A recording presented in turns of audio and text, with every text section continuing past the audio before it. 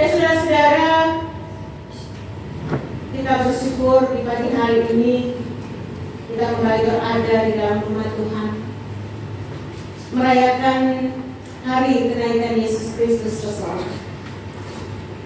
Saudara, kenaikan Yesus Kristus banyak menceritakan kematian dan kebangkitan Yesus yang menjadi pesan penghiburan dan pengharapan untuk memperkuat iman kita. Maka di hari ini melalui Lukas pasal 24 pada ayatnya yang ke-44 hingga ayatnya yang ke-53, pesan yang pertama untuk saudara dan saya adalah menjadi saksi Kristus. Saudara, hari ini kita merayakan hari besar umat Kristen yang keempat, yaitu hari kenaikan Yesus Kristus ke surga. Setelah kita merayakan Natal, setelah kita merayakan Jumat Agung, dan kita merayakan Paskah. Saudara, mengapa harus dalam nama?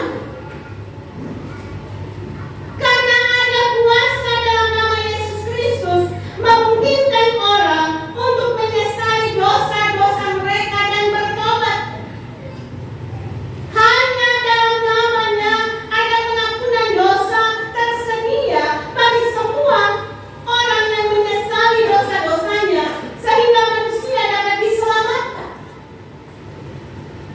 Saudara, Lukas menegaskan di dalam Kisah Para Rasul, saudara, Kisah Para Rasul pasal 4 ayat yang ke-12, bahwa keselamatan hanya ditemukan di dalam Yesus Kristus. Paulus menegaskan juga di dalam Roma pasal 10 ayat 13 bahwa siapapun yang berseru kepada nama Tuhan akan diselamatkan. Saudara-saudara, Yesus menegaskan, Paulus menegaskan bahwa keselamatan hanya ditemukan di dalam Yesus.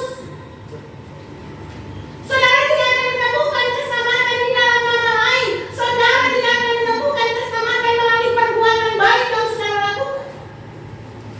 Saudara sudah mendapatkan keselamatan melalui kematian dan kebangkitan Yesus. Saudara, Yesus menjanjikan penolong, yaitu Roh Kudus.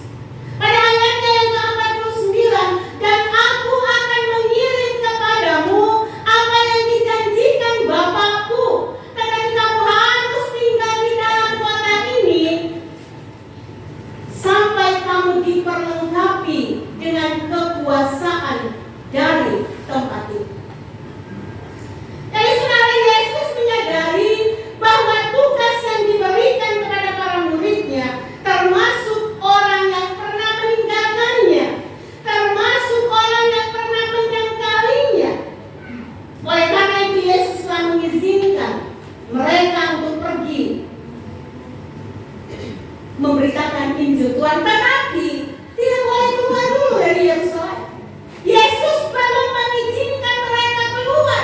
Mereka masih harus menunggu 10 hari lagi.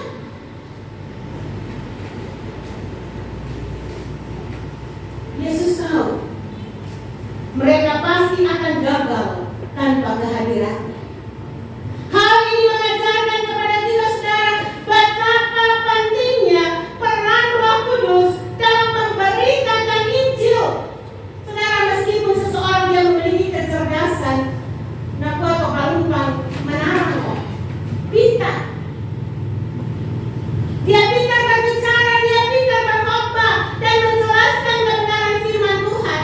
Tapi jika Roh Kudus tidak bekerja di dalamnya, karena dia melakukan dengan kehebatan dan kemampuan secara pribadi, maka hal itu tidak akan berdampak. Roh Kudus yang dijanjikan oleh Yesus membantu para murid untuk menjadi saksi di tengah dunia, untuk berani menyatakan bahwa Yesus adalah Tuhan dan Juru Selamat, untuk berani berkorban, berani hidup berbeda dari dunia, dan bahkan bersedia-sedia sekalipun sampai harus mati. Saudara-saudara yang diberkati Tuhan, saudara mungkin masih ingat khotbah minggu lalu pada hari Minggu kemarin.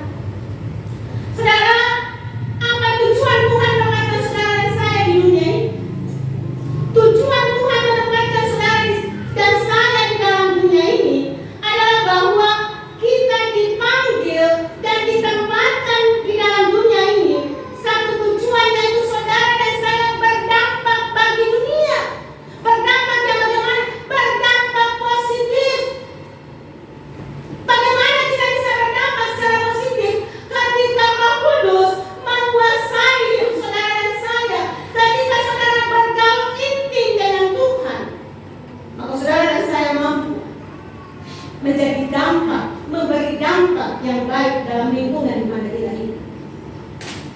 Nah saudara, selanjutnya Yesus memberkati murid-muridnya, lalu dia naik ke sorga. Saudara lihat pada ayatnya yang ke-51, ayat yang ke-51 hingga ayat yang ke-53. Dan ketika dia sedang memberkati mereka, ia berpisah dari mereka dan terangkat ke sorga. Mereka sujud menyembah kepadanya, lalu mereka pulang ke Yerusalem dengan sangat bersukacita. Saudara, disebutkan dalam ayat yang ke-52 bahwa murid-muridnya pulang ke Yerusalem dengan sukacita yang besar. Ini mungkin mengejutkan, mengingat saudara, perpisahan biasanya menyebabkan kesedihan, terutama ketika tidak ada jaminan kapan akan bertemu kembali. Yesus tidak bilang tahun ini saya akan datang menjemput kalian. Yesus tidak katakan saya akan kembali bulan ini, tidak. Mereka bersukacita saudara, sekalipun mereka berpisah dengan Tuhan Yesus. Mereka memiliki pemahaman yang benar dan iman yang kokoh tentang Yesus. Selama 40 hari mereka telah diteguhkan imannya oleh Yesus. Dalam keraguan mereka, dalam kemerosotan iman yang mereka miliki, Tuhan telah pulihkan mereka untuk mereka siap menerima tanggung jawab yang Tuhan berikan kepada mereka. Saudara-saudara, kenaikan Tuhan Yesus ke sorga dipahami oleh mereka bahwa mereka menyadari bahwa Yesus adalah Mesias yang telah dijanjikan, satu-satunya jalan penyelamatan dan keselamatan. Kenaikan Yesus ke sorga memberi harapan bagi orang percaya karena dia telah menyediakan tempat bagi mereka di sorga. Kenaikan Yesus ke sorga memberikan kesempatan bagi orang percaya untuk menjadi saksi di dunia ini setelah mereka diperlengkapi dengan urapan dan kuasa Roh Kudus. Maka mari saudara-saudara renungkanlah dalam diri kita. Biarkan saat ini hati kita semakin dipakai Tuhan untuk menjadi orang-orang yang memberitakan berita firman. Yang pertama tadi menjadi saksi Kristus. Bagaimana saudara dan saya dipakai Tuhan dalam segala ketidakberdayaan, tapi kita memberi hidup kita untuk dipakai Tuhan secara luar biasa. Saudara, hal yang kedua, beritakanlah Injil kepada semua makhluk. Saudara, kalau kita buka dalam Injil Markus pasal 16 pada ayatnya yang ke-15 sampai ayat yang ke-20, waktu terus berjalan dan saudara-saudara, kita berada di hari ke-40 setelah Paskah, di mana kita rayakan sebagai hari kenaikan Tuhan Yesus Kristus ke sorga. Nah, Alkitab menjelaskan bahwa di saat Yesus Kristus sedang berbicara dengan murid-muridnya, maka terangkatlah dia ke sorga, lalu duduk di sebelah kanan Tuhan Allah. Nah, saudara, peristiwa kenaikan Tuhan Yesus ke sorga kelihatannya sangat simpel. Penekanan kisah kenaikan Tuhan Yesus ke sorga lebih menyoroti tentang hal-hal yang dilakukan Yesus Kristus sebelum dia terangkat ke sorga. Sebagaimana kesaksian Injil Markus, bahwa selain bertemu dengan Maria Magdalena dan daripadanya Yesus Kristus pernah mengusir 7 setan, Yesus Kristus bertemu dengan 2 orang yang berjalan dalam perjalanan. Yesus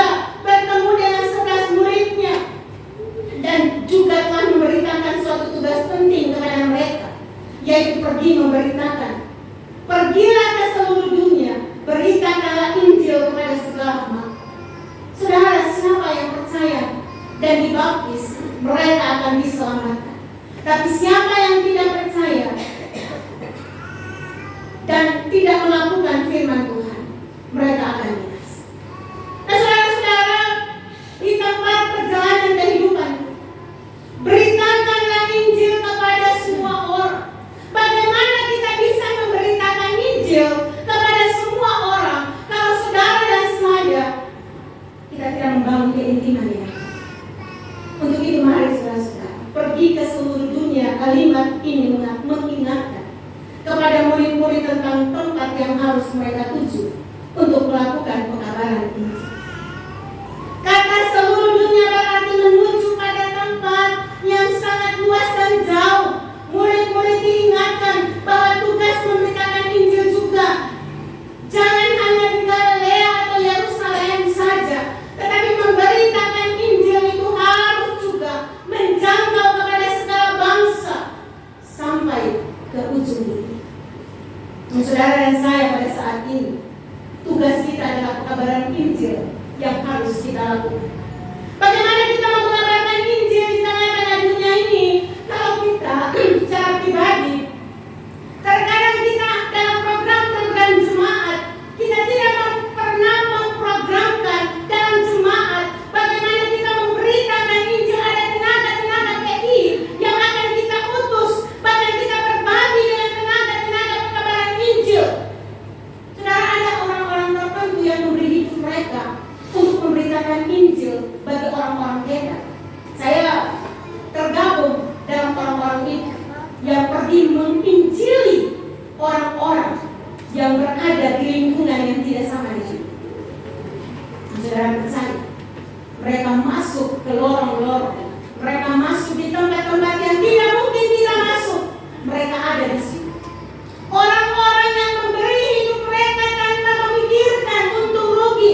Mereka memberi hidup mereka untuk pergi memberitakan Injil kepada orang-orang beda, orang-orang yang tidak percaya kepada Yesus Kristus. Maka mari kita juga sebagai anak-anak Tuhan, di mana kita berada secara pribadi, kita memberitakan Injil melalui cara hidup. Kenaikan Yesus yang kita rayakan pada hari ini, Dia telah naik mempersiapkan tempat bagi saudara dan saya. Dan tempat itu akan kita tempati ketika saudara dan saya mengerti tujuan hidup saudara dan saya berada di dalam dunia. Tujuan saudara dan saya berada di dalam dunia ini adalah untuk kita memberitakan Injil Kristus, untuk kita menjadi orang yang memberikan pengaruh-pengaruh yang baik dalam lingkungan di mana kita berada. Kita memberikan kehidupan yang berdampak baik, positif, dan berani meninggalkan cara-cara dunia yang tidak berkompromi dengan kerajaan surga.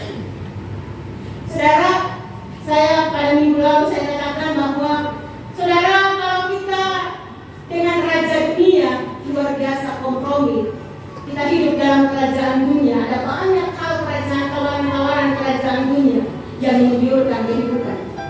Tapi mari kita belajar mengikuti cara-cara momen kerajaan surga. Hidup takut akan Tuhan. Senantiasa kita memahami bahwa hidup saya berarti hidup kudus terpisah dengan sistem dunia. Kita ada di dunia, tapi kita tidak mempergunakan sistem dunia, tapi kita mempergunakan sistem kerajaan surga, memberitakan Injil kerajaan surga. Begitu mari saudara-saudara yang diberkati Tuhan, dalam perayaan kenaikan Tuhan Yesus ini, teruslah. Yang pertama, belajarlah kita menjadi saksi Kristus yang baik. Saksi-saksi Kristus yang memberitakan perbuatan-perbuatan Kristus yang sudah Dia nyatakan selama Dia berada di hidup. Dan yang kedua, beritakan Injil kepada semua makhluk, mulai dari rumah tangga kita sampai kepada orang-orang yang ada di luar kita, mulai dari Yerusalem sampai ke ujung dunia. Dengan bagaimana kita tidak mempergunakan cara sistem dunia, tapi kita selalu mempergunakan cara dan sistem kerajaan surga. Tidak mudah saudara, tetapi kita mampu karena kita berjalan bersama-sama dengan Tuhan. Teladanilah apa yang sudah Kristus beritakan, apa yang sudah Kristus lakukan dalam kehidupan kita, sehingga saudara dan saya dapat menjadi murid-murid Tuhan Yesus yang benar menjadi saksi dan mampu memberitakan Injil kepada semua orang yang ada di dalam dunia. Saudara, selamat merayakan hari kenaikan Tuhan Yesus ke surga hari ini. dan kita memahami tujuan kita berada di dunia untuk memberikan pengaruh-pengaruh yang baik dan terus memberitakan Kristus yang tersalib untuk menyelamatkan seluruh kehidupan umat manusia di dunia. Amin. Mari kita bersyukur. Kami percaya melalui pemberitaan firman Tuhan hari ini, Yesus yang telah naik mempersiapkan tempat bagi kami.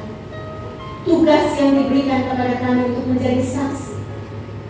Saksi dengan kekuatan Roh Kudus yang diberikan kepada kami untuk berani memberitakan Injil Kristus, mulai di dalam rumah tangga kami sampai dalam lingkungan di mana kami berada. Kepada para murid mulai dari Yerusalem sampai ke ujung bumi. Dan biarlah semua kami sebagai saksi-saksi-Mu di dunia ini mampu melaksanakan tugas tanggung jawab pelayanan untuk hormat dan kemuliaan nama. Di dalam nama Yesus kami sambut firman-Mu saat ini. Amin.